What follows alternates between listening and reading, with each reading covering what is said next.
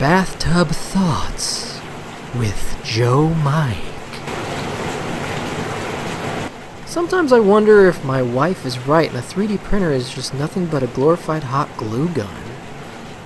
You know, I wonder whose videos Tom watches when he gets stuck.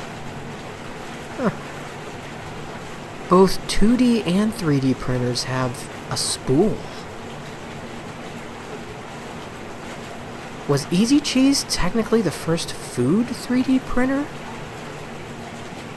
Sometimes I'm worried that ABS fumes has affected my memory. How could I tell? Guess I'll never know. But sometimes I just wonder if ABS fumes has affected my memory. Wait, what?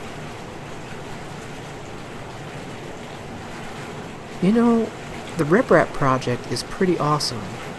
I can 3D print a 3D printer on a 3D printed printer?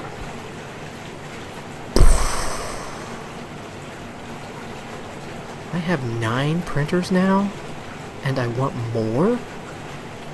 This is a full-blown addiction.